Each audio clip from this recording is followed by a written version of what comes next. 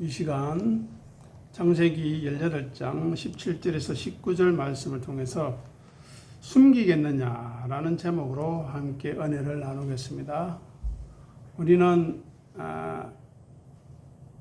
지난 12월 동안 믿음에 대해서 살펴보았습니다. 믿음이 무엇인지, 왜 믿음이 믿는 일과 아는 일에 하나가 되어야 되는지, 그리고 왜 그리스도의 분량까지 자라가야 되는지, 그리고 하나님을 안다는 것이 무엇인지에서 생각하였습니다. 그리고 우리는 이제 창세기 아브라함의 행적을 따라가면서 그의 믿음이 어떻게 성숙해가고 하나님을 알아가는가 하는 것을 우리가 살펴보면 은혜가 될 것이라고 생각합니다. 자, 오늘 본문 17절을 보시면 이 구절은 어쩌면 없어도 될 내용인데 예상치 않는 그런 말씀을 하나님이 하고 계십니다. 즉 하나님께서 소돔과 고모라를 심판하러 가시는 길에 아브라함에게 자신의 계획을 숨기지 않고 알리시는 중요한 장면인데요. 그래서 오늘 본문은 하나님과 이스라엘의 친밀성, 아브라함을 선택하신 목적, 그리고 언약 백성의 윤리적인 책임이 무엇인가를 우리에게 보여준다는 것입니다. 먼저 하나님의 친구로서의 아브라함입니다. 즉 계시를 공유하신다는 것입니다. 17절 보시기 바랍니다. 내가 하려는 것을 아브라함에게 숨기겠느냐 하는 것입니다. 하나님과 아브라함의 관계가 단순히 주종관계, 주인과 종의 관계를 넘어서 친밀한 동력자의 관계를 발전하고 있음을 우리가 알 수 있습니다. 고대 근동의 왕들은 지금도 비슷하겠지만 자신의 비밀을 최측근에게만, 내각에게만 공유를 했다고 합니다. 그런데 하나님께서는 아브라함을 하늘 회의의 일원처럼 대우하시고 앞으로 일어날 심판에 대해서 알려주신다는 것입니다. 아브라함이 곧 이어질 소돔을 위한 중보자로서 역할을 감당하도록 초청하는 초대장이 될 수도 있다는 것입니다. 즉 언약의 중보자, 선택의 궁극적인 목적이 무엇인지, 그리고 그리스도를 통한 하나님 나라의 실현을 보여주는 중요한 내용이라는 것입니다. 또 이사야도 이야기합니다. 아브라함은 나의 벗이라. 또 예수님도 이야기합니다. 우리를 더 이상 종이 아니라 친구라 부르겠다 합니다. 친구는 예수님이 하시는 일을 다 알게 된다는 것입니다. 그러면 우리는 어떠합니까? 하나님에게 친구로서, 벗으로서 삶을 살고 있습니까?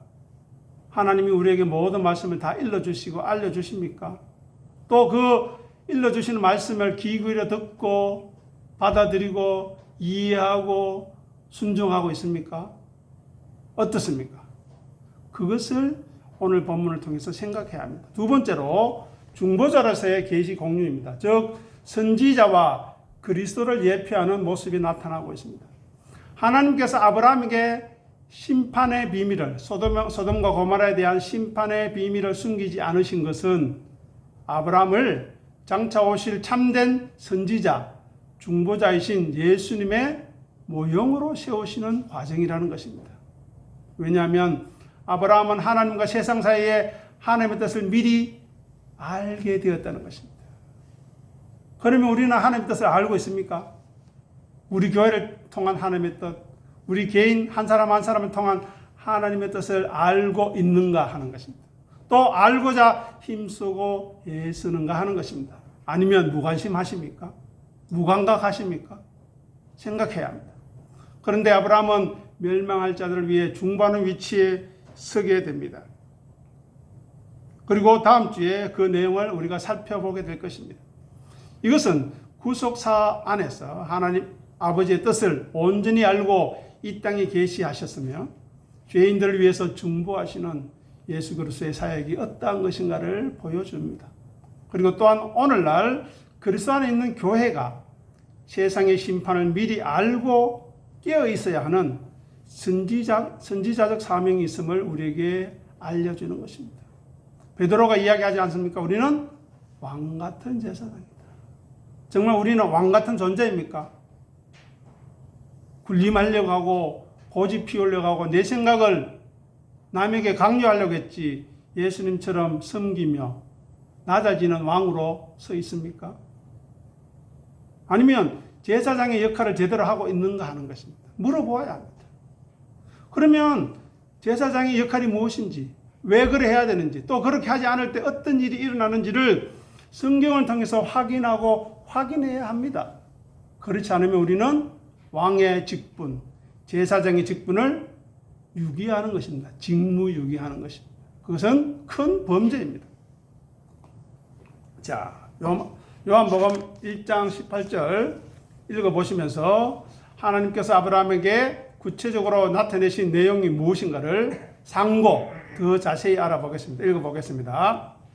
본래 하나님을 본 사람이 없으되 아버지 품속에 있는 독생하신 하나님이 나타내셨느니라. 아멘. 오늘 본문과 매치되는 내용이 무엇입니까? 나타내셨다는 것입니다. 완전한 계시자인 예수님에 대해서 이야기합니다. 예수님이 나타내시면 바로 보이지 않는 하나님을 나타내기 위해서 먼저 자기를 비웠다는 것입니다. 나타내셨다는 이 말씀은 전능하신 하나님이 유한한 육체를 입으신 죽음의 권세 아래 놓인 성육식 사건을 전제해야 합니다. 무한하신 하나님이 유한한 인간의 모습으로, 연약한 인간의 모습으로 자기를 제안하신 것 자체가 가장 거대한, 가장 유일한, 그리고 처음으로서의 자기 부인이 되는 것입니다. 한번 생각해 보십시오. 아무도 볼 수 없고 알 수 없는 하나님을 보이게 하기 위해서, 알게 하기 위해서 성자 예수님께서 하나님의 자기의 하늘 영광을 포기하는 권리를 내려놓는 일이 있어야만 가능했다는 것입니다. 이것이 이해되어야만 우리의 신앙이 이해가 됩니다. 그래서 마찬가지입니다. 성도도 하나님께서 우리 스스로를 온전히 포기하고 내려놓을 때까지 기다리십니다. 아니 때로는 인생 막대기와 채찍으로 우리를 징계하십니다. 자, 사무엘하 7장 14절 읽어보겠습니다. 나는 그에게 아버지가 되고 그는 내게 아들이 되리니 그가 만일 죄를 범하면 내가 사람의 매와 인생의 채찍으로 징계하려니와. 아멘. 보십시오.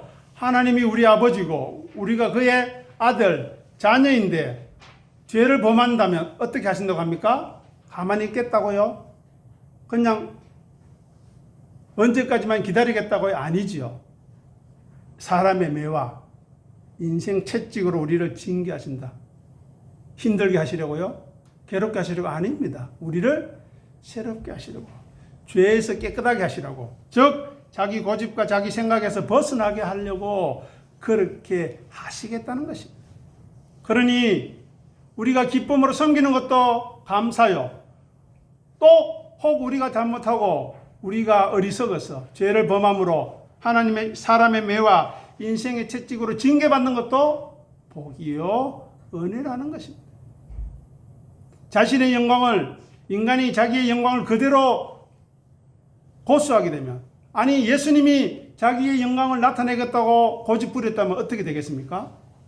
죄 있는 인간은 하나님이 누구신지 알 수도 깨달을 수도 없기 때문입니다. 왜냐? 하나님을 직접 보게 되면 어떤 일이 일어납니까? 구약에서 죽습니다. 예. 따라서 오늘 우리 앞에 읽었던 요한복음 1장 18절은 예수님이 스스로의 신성을 육체라는 휘장 속에 감추고 낮아지심으로, 십자가의 길이지요. 낮아지심으로 우리의 눈높이에 맞춰서 하나님을 설명해 주시는 희생적인 사랑이 거기에 있다는 것입니다. 왜냐하면 자기 십자가라는 것은 타인을 살리기 위해서 자기의 영광스러운 권리를 포기하는 것입니다. 그런데 우리는 쉽지 않습니다. 내가 가진 거 포기하기 쉽습니까? 내가 가진 돈, 내가 가진 인물, 내가 이때까지 수고하고 노력했다고 생각했던 것 내려놓는 사람이 있습니까? 없습니다. 그래서 사람의 매와 인생의 채찍이 필요한 것입니다. 다음으로 예수 그리스도의 철저한 투명성에 대해서 말합니다. 자기를 비우고 아버지만을 드러냈다는 것입니다. 예수님은 자기 자신을 나타내려 오신 분이 아닙니다. 보이지 않는 하나님을 아버지로 우리에게 소개하러 오신 분이십니다. 그래서 독생하신 하나님이 나타내셨다는 이 문장을 보시면 주어는 아들이죠. 독생하신 하나님. 그런데 그 계시의 내용은 무엇입니까? 아버지죠. 이것이 자기 부인의 핵심입니다. 왜냐하면 자아가 살아있는 사람, 타락한 옛 본성이 살아있는 사람은 누구든지 하나님을 말하면서 신앙을 말하면서 결국 자기를 드러내기 때문입니다. 이해가 됩니다. 이해할 수 있어요. 하지만 본인에게는 손해입니다. 그런데 예수님은 철저히 자신을 투명한 유리창처럼 만들어 버리셨습니다. 예수님께서 말씀하시기를 내 양식이 있는데 맛있는 고기, 음식이 아니라 나를 보내신 하나님의 뜻을 이루는 것이 내게 주어진 양식이라고 할 정도로 예수님은 자기를 투명하게 만들었다는 것입니다. 자기의 뜻, 자기의 야망을 십자가에 못 박았기 때문에 사람들이 예수님을 통해 순수한, 순전한 아버지를 볼 수 있었던 것입니다. 이렇게 자기 십자가를 진다는 것은 내가 죽고 내 안에 그리스도가 존귀하게 되는 것입니다. 그러면 우리는 그러한가 물어봐야 되지 않겠습니까? 사람들이 우리를 통해서 예수님이 보여지고 있습니까? 아니, 정말 생활을 하고 교회에 다닌 사람은 저 정도구나 하는 그런 모습이 우리에게 있습니까? 없지 않습니까? 부끄럽게도 제 안에도 살펴보기가 힘듭니다. 그래서 기도하는 것입니다. 다음으로 아버지 품속이라는 이 말은 절대적 의존과 독립성을 포기했다는 말입니다. 아버지 품속에 있다는 이 표현은 가장 친밀한 사랑의 관계이자 완전히 연합된 상태를 의미합니다. 인간의 원죄가 무엇입니까? 그것은 바로 하나님을 떠나 하나님 없이 하나님처럼 독립적으로 살려는 교만함입니다.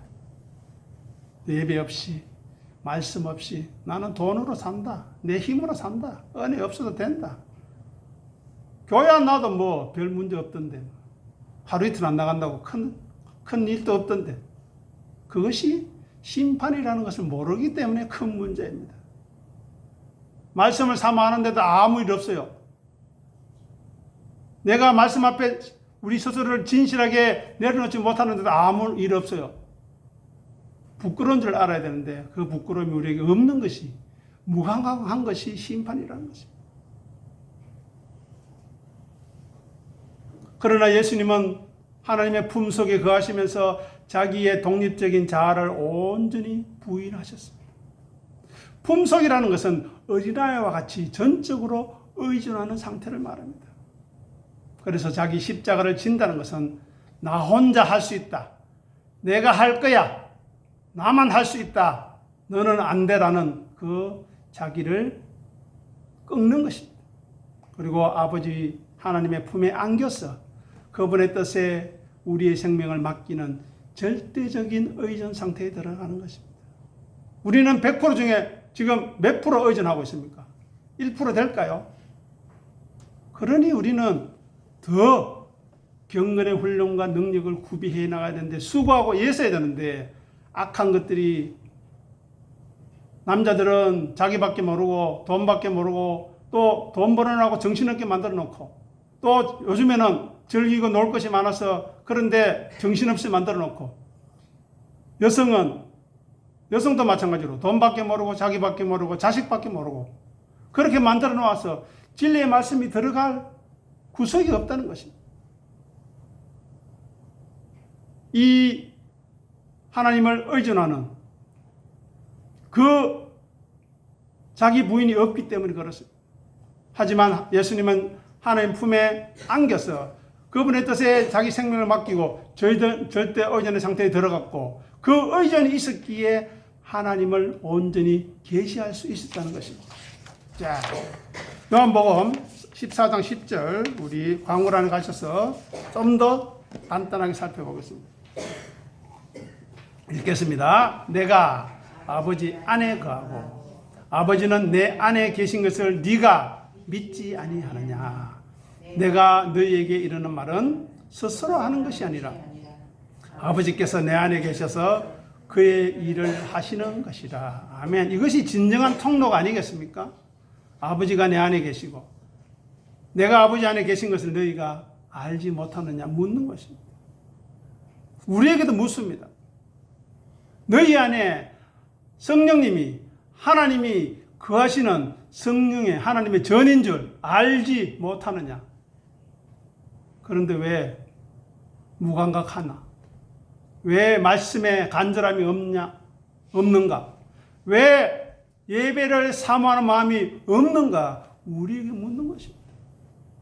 하늘에 계신 우리 아버지를 만나고 그분의 말씀을 들어놓는 이 귀한 자리가 왜 하찮게 되었는가 하는 것입니다. 그만큼 우리의 삶이 가벼워졌고 그만큼 우리의 삶이 진지하지 않다는 말입니다. 보십시오. 아버지께서 내 안에 계셔서 그의 일을 하신다. 예수님은 계시의 통로가 되는 찢어짐을 우리에게 보여주십니다. 14장 10절과 연결해서 요한복음 1장 18절에 나타내셨다는 이 말은 상술하다, 자세히 풀어내다, 그리고 주석하다는 의미입니다. 즉 예수님은 하나님을 설명하시는 설명서가 되었다는 것입니다. 편지가 되었다, 소개서가 되었다는 것입니다. 그런데 그 설명의 정점이 어디에서 나타났습니까? 십자가의 죽음에서 나타나셨습니다.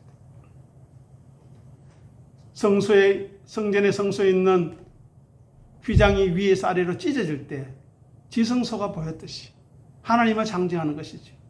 예수님의 육체가 십자가에서 찢어질 때 비로소 하나님의 거룩과 사랑이 확연하게 드러났는데, 그 십자가를 믿는 우리가 예배에 나왔는데 십자가를 은혜를 사모하는 마음도 없고 감사함도 없고 감격도 없다면, 아니 그 갈급함이 없음을까지도 모르고 있다면 도대체 어떻게 해야 하겠는가 하는 것입니다. 이 관점을 우리에게 아브라함에 한번 적용해 보십시오. 세상에 하나님을 나타내기 위해서 어떻게 해야 합니까? 우리의 육체 자아가 찢어지는 자기 십자가의 고통이 필수적인 것입니다. 그런데 우리는 그런 것이 없으니 예수님이 나타날 일도 하나님이 보여줄 일도 없는 것입니다. 우리가 깨어질 때 우리 안에 계신 보배가, 예수님이, 은혜가, 하나님의 돌보심이 세상에 흘러나와야 되는데 내 고집이 막고 있고 내 생각이 막고 있습니다. 그런데 문제는 그거를 모른다는 것입니다. 또 무감각하다는 것입니다. 하나님의 영광을 드러내기 위해서는 우리의 영광을 포기하고 낮아져야 합니다. 그런데 사단 마귀는 자꾸 부추깁니다. 그래봤자 별 볼 일 없다. 무시당한다. 예수 봐라. 조롱당하지 않느냐. 수치를 당하지 않느냐. 너도 그렇게 할 수 있다고 생각하는가? 묻습니다. 찔러봅니다. 미혹합니다. 대부분의 사람이 여기 다 떨어져 나갔습니다. 왜요? 싫거든요. 돈 없이 살아본 서러움 알잖아요. 그런데 내가 있는 돈 다 내놔라고 할 때 내놓겠습니까? 그런데 이단에서는 그렇게 하라고 합니다. 그것이 복이라고. 하늘에 엄청난 축복이 쌓여있다고. 그 사람들이 뭐 때문인지는 모르겠지만, 미쳤는지 어쨌는지 모르겠지만 돈을 다 내놓습니다. 제가 안동에 있을 때 어떤 40대 남자가 와서 눈물로 하소연을 했습니다. 목사님, 제 아내가 우리 집에 있는 돈 다 갖다 바치고 아들도 데리고 가고 자녀도 데리고 가고 장모도 데리고 가가지고 집에도 안 들어옵니다. 도대체 어떻게 하면 좋겠습니까? 그런 일들이 지금 또 일어나고 있습니다. 거꾸로 생각해 보십시오. 우리가 예수님한테 미쳐서 그렇게 산다면 우리는 뭐라고 하겠습니까? 아, 정말 진실한 사람이야. 정말 신앙의 본보기라고 하겠습니까? 아니면 미쳤다고 하겠습니까? 우리는 이단에 빠져서 살아가는 사람들의 열심도 없는 것입니다. 우리는 예물을 준비함에 있어서 감사함으로 드리고 있습니까? 진실함으로, 기쁨으로 드리고 있습니까? 아니죠. 억지로 드리죠. 인색하게 드립니다. 그것이 우리의 모습입니다. 자기의 뜻을 죽이고 온전히 순종할 때만 우리를 통해 아버지가 보여질 것입니다. 하나님의 품에 전적으로 의존하기 위해 우리의 독립성을 버려야 합니다. 결국 우리 스스로가 십자가에서 찢어질 때, 물과 피를 다 쏟을 때 세상은 우리를 통해 하나님을 보게 되는 것입니다. 하나님이 누구신지 나타내는 통로가 될 것입니다.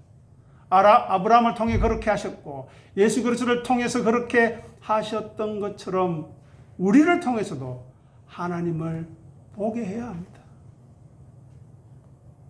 그런 순종이 없으니 그런 교회는 망해야 하는 겁니다. 망하고 있습니다. 유럽 교회 보십시오. 미국 교회 보십시오. 뉴스를 보니까요. 작년에 10만 개 이상 교회가 없어졌다고 합니다. 매물로 다 나왔대요. 왜냐고요? 진리의 역사가 없으니까. 말씀을 사모하는 심령이 없으니까. 그 건물은 있을 필요가 없습니다. 우리도 그 위기에 처해 있는가를 생각해야 합니다. 하지만 우리가 지금 부족하고 연약하지만 이 속에 하나님의 말씀을 사모하는 귀한 심령이 있다면 하나님 이 교회를 존속시킬 수 있겠습니다. 아니 헐고 다시 세워서라도 하실 것입니다. 그런데 그러한 심령이 없다면 우리 교회의 존재 이유는 없는 것입니다. 자, 그 내용을 18절에 가시면 이렇게 이야기합니다. 18절 보십시오. 천하 만민이 그로 말미암아 복을 받게 된다. 이거는 구속사의 최종적인 목적이 모든 민족이 구원에 있음을 재천명합니다. 이 말씀은 아브라함의 혈통적 자손으로만 성취될 수 없는 것이지요. 이 약속은 아브라함의 시인 예수 그리스도를 통해서 비로소 성취되고 예수 그리스도를 믿는다고 하는 우리를 위해서, 우리를 통해서 성취되어야 하는데 우리가 바리새인처럼 천국에 들어가지 않고 막고 있으면서 자기도 안 들어가고 들어오는 사람도 막고 있으니 어떻게 하겠는가 하는 것입니다. 예수 그리스도의 십자가와 부활을 통해 복음이 이방인에게 전파됨으로써 천하 만민이 아브라함의 복에 동참하게 되는 구속의 파노라마가 이 구절에 압축되어 있습니다. 이 구절을 통해 신구약이 다 보여야 합니다. 소돔 심판의 앞에서도 이 복음을 상기시키는 이유가 도대체 무엇인가 하는 것입니다. 이 구절을 빼고 봐도 뒷구절과 별반 연결성이 이상하지 않습니다. 그런데 하나님께서는 감사하게도 심판 중에도 구원의 길을, 복음의 길을 여시는 하나님의 자비를 보여주고 있다는 데 있습니다. 이 하나님의 마음과 손길을 우리가 오늘 본문을 통해서 확인해야만 은혜의 사람인 것입니다.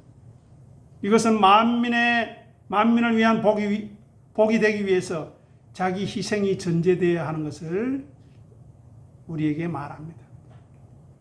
아브라함이 자신을 위한 삶이 아니라 자기 가족만을 위한 삶이 아니라 타인을 위한 삶으로 부름받았다는 것입니다. 우리도 마찬가지입니다. 나만 복을 누리고 내가 복을 누리는 자가 아니라 복이 흘러가는 통로가 되기 위해서 어떻게 해야 되겠습니까? 우리가 깨어져야 해요. 우리가 비워져야 하는 것입니다. 통로는 자신을 비워야만 물을 흘려보낼 수 있습니다.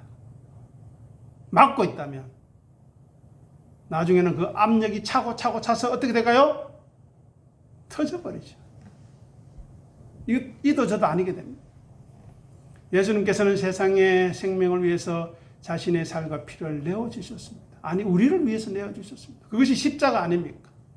그런데 아브라함과 그의 후손도 교회에 나온 우리 성도들도 세상의 구원을 위해서 자기의 기득권을 내려놓고 섬기는 깨어짐의 영성을 우리가 가져야 한다는 것입니다. 다음으로 선택의 기원과 목적이 무엇인가를 오늘 본문을 통해, 지금 18절 본문을 통해서 이야기합니다. 즉 19절 보십시오. 내가 그를 어떻게 했다고요? 택하였나니. 구원의 주권이 전적으로 하나님께 있음을 이야기합니다. 선택의 목적이 그리스도를 닮은 거룩한 백성, 새 인류를 창조함에 있습니다. 하나님이 아브라함을 택하신 것은 단순히 한 민족을 만들기 위함이 아니라, 한 가족을 세우기 위함이 아니라, 타락한 세상, 소돔과 고모라와 같이 불에 타 없어져도 아무런 애통함이 필요 없는 그들을 위해서 그들과는 구별된 하나님의 의와 공도를 회복할 언약의 공동체를 세우기 위한 것입니다. 즉, 교회를 세우기 위한 것입니다. 그러면 지금 우리 예배의 자리에 나와 하나님의 말씀을 듣고 사모하는 우리에게 신실함과 진실함이 있습니까? 인간적인 신실함과 진실함 말고요. 그것도 없는 사람은 뭐 수에 칠 가치도 없습니다. 말씀 앞에 그러한 거 하는 것입니다. 그리고 선한 청지기의 마음을 가지고 있습니까?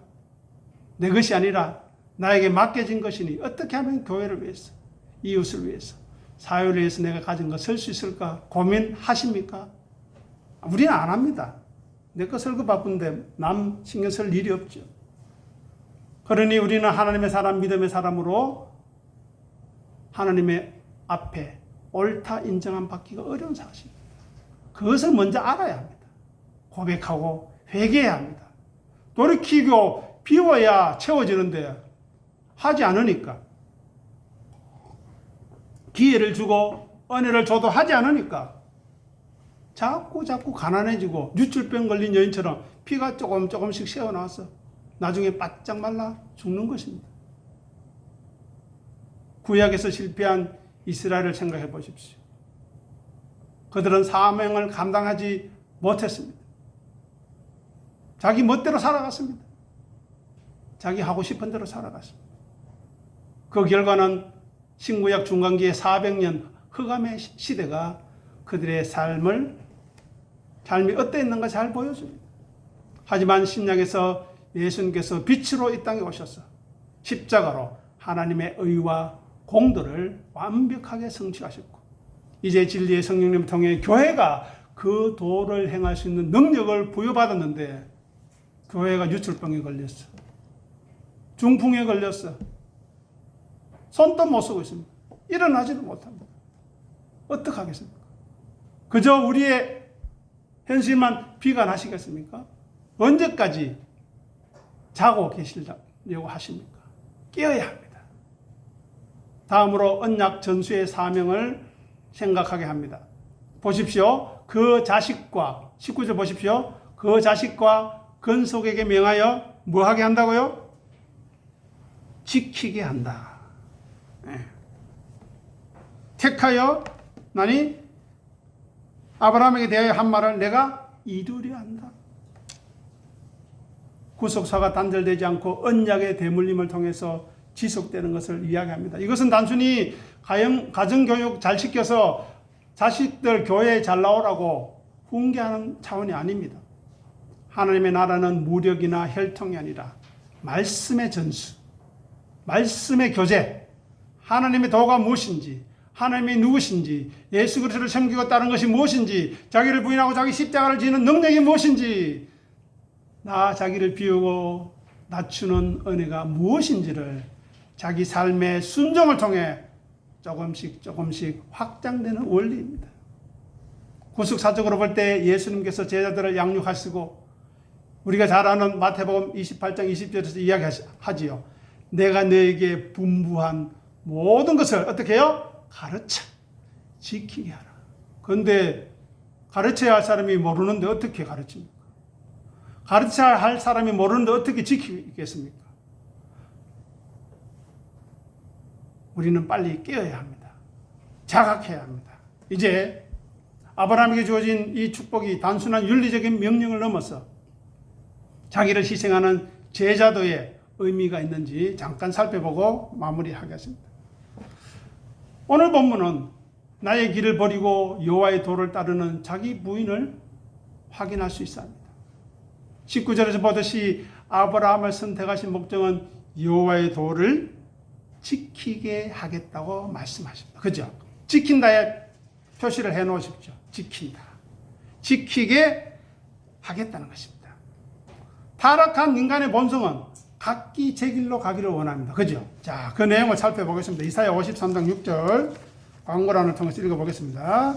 우리는 다 양 같아서 그릇 행하여 각기 제 길로 갔거늘 여호와께서는 우리 모두의 죄악을 그에게 담당시키셨도다. 아멘. 여기에서 왜 양이 나올까요? 양은 꼭 기억해 놓으십시오.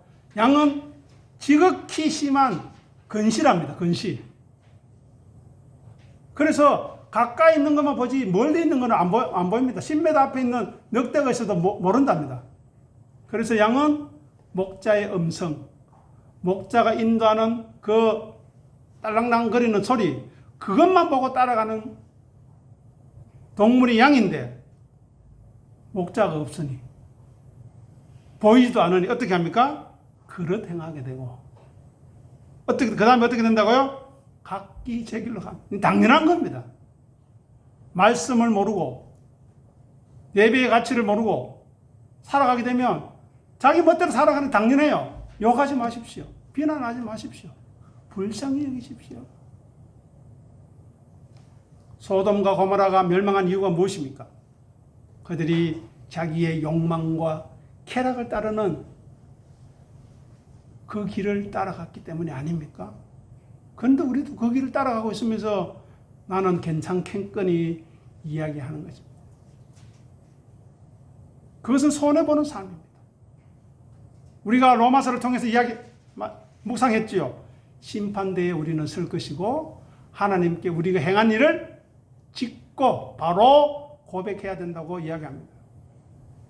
그런데 생각해 보십시오. 소돔과 고모라는 욕망과 쾌락을 따르는 사람이 대부분입니다. 그런데 거기에 소수 몇 명이 자기를 부인하고 자기 십자가를 지면서 수치와 조롱을 당하면서 멸시를 당하면서 조롱을 당하면서 진실하게 한밤의 목자들처럼 하찮게 세상 사람들의 눈에 보일 때는 그렇게 있는 사람들이 자기들끼리 살아갔습니다. 그리고 소리 소문 없이 죽었습니다. 하나님의 심판대에서 하나님이 무엇이라고 하시겠습니까? 이들은 진실하게 믿음의 삶을 지켰는데 너는 뭐였느냐? 말씀할 때 그들은 변명할 것이 없습니다. 핑계댈 것이 없습니다. 내보다 더 못한 삶에서, 내보다 더 열악한 삶에서 믿음을 지킨 사람이 있는데 또 같은 조건에서도 말씀을 따라 산 사람이 있는데 어떡하겠느냐. 그래서 지금 여기에 하나님의 말씀을 듣는 한 사람이 중요한 것입니다. 그분을 하나님이 기억하시는 것입니다. 나중에 드러날 겁니다. 반면에 소돔과 고모라와는 다르게 아브라함이 부름받은 여호와의 도는 내 본능, 내 이익, 내 계획을 십자가에 못 박고 하나님의 통치에 철저히 순종하는 자기 부인의 삶을 말하는 것입니다. 우리가 아브라함을 잘 알지 않습니까? 창세기 12장에 아브라함은 본토, 친척, 아비 집을 떠났습니다. 그것이 무엇이라고 했습니까? 죽음을 각오하는 거죠. 요즘에 이사하고 다릅니다. 옛날에는 이방이 들어오면 언제든지 죽여도 됩니다. 왜냐? 그들은 위협이 되기 때문에. 생활 간섭이 다르죠. 종교가 다르죠. 다 다른데요. 나와 다른 것은 다 죽여야 돼. 없어져야 돼. 하는 것이 파시즘 아닙니까? 지금 우리나라뿐만 아니라 온 세계에 극우가 파시즘이 특히 교회 안에 나와 다른 사람은 죽어야 돼. 없어져야 돼. 라고 외치고 있는 현실입니다. 하지만 아브라함은 그 본토 친척 아비 집을 떠나 죽음을 각오하고 하나님의 지시를 따라 이미 자기 부인의 길을 걷고 있는 것입니다. 그러니 아브라함에게 친구처럼 대해주시고 아브라함을 중보자로 세워주시는 것이지 아브라함이 절대 쉬운 사람이 아니라는 것입니다. 다음으로 의와 공도의 실천을 말합니다. 그것은 편안함을 포기하는 십자가를 우리를 생각하게 합니다. 왜냐? 의와 공도를 행하는 것이 죄악된 세상 속에서 무엇으로 나타나겠습니까? 환영받겠습니까? 칭찬받겠습니까? 아니죠. 희생과 대가를 전제한. 내하고 다르네. 왜 저 사람들은 우리와 같이 죄를 짓지 않고 권력에 아부하지 않고 왜 더러운 것, 죄악된 것, 범죄를 가르치지 않고 들추어내고 왜 이야기하지? 죽여라.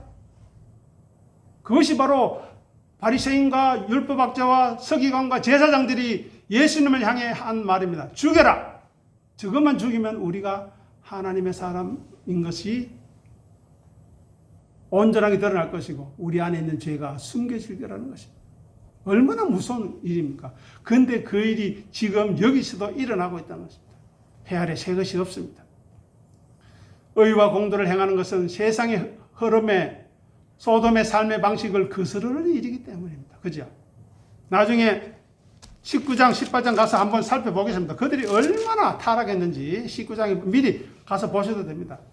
그 세상의 가치를 거스르는 그 삶은 불이한 이익을 포기해야 하고 손해를 기꺼이 감수하고 받아들여야 하는 것입니다. 때로는 세상으로부터 미움을 받는 것을 감수하는 십자가를 지는 것입니다. 그래서 아브라함은 자기만 구원받고 편안하게 사는 종교적인 안주, 편안함을 거부하고 척박한 땅에서 나그네로 살며 하나님의 성품을 드러내는 고단한 삶을 선택해야 했던 것입니다. 자기 의지로 한 것이 아니죠. 하나님이 불러서 끄집어냈습니다. 억지로. 에스겔에 가면 어떻게 하는지 압니까? 에스겔의 머리카락을 집어 가지고 하나님 끌어당겨 버립니다. 그 정도로 하나님은 강력하게 우리를 몰아내는데 가기 싫다는 겁니다. 그러면 사람의 매와 인생의 채찍을 각오해야 합니다. 이제 정리합니다. 여호와의 도를 지키는 것은 우리의 자아와 욕망을 십자가에 못 박고 하나님의 주권에 항복하는 것입니다. 그리고 의와 공도를 행하는 것은 세상의 불의와 타협하지 않고 손해와 고난을 감수하는 기독교의 십자가인 것입니다. 마지막으로 천하 만민의 복의 근원이 되는 것은 우리를 깨뜨려 타인을 살리는 함께 더불어 살아가는 섬김의 삶입니다. 이 부르심은 결국 죄인을 위해 간구하고 희생하는 중보자의 십자가로 완성된다는 것입니다. 그래서 오늘 본문 창세기 18장 17절에서 19절의 말씀에 담겨진 하나님의 뜻과 예수 그리스도의 십자가가 무엇인가를 확인하는 놀라운 은혜를 덧입을 수 있기를 부탁드립니다. 기도하겠습니다. 아버지 하나님, 은혜를 감사합니다. 아브라함에게 하나님의 뜻을 숨기지 아니하시고 알려주시고 또 그들을 위해 기도하게 하신 하나님의 기이한 뜻을 생각하며 예수 그리스도의 흔적을 살펴봅니다. 간절히 소원 없는 것은 우리에게도 하나님 앞에 벗으로서 살아가게 하시고 예수 그리스도의 친구로서 부끄러움 없는 삶을 살게 도와주시옵소서. 하지만 여전히 우리의 모습을 돌아볼 때 죄의 종으로, 자기의 종으로, 세상의 종으로 살아가고 있는 모습을 봅니다.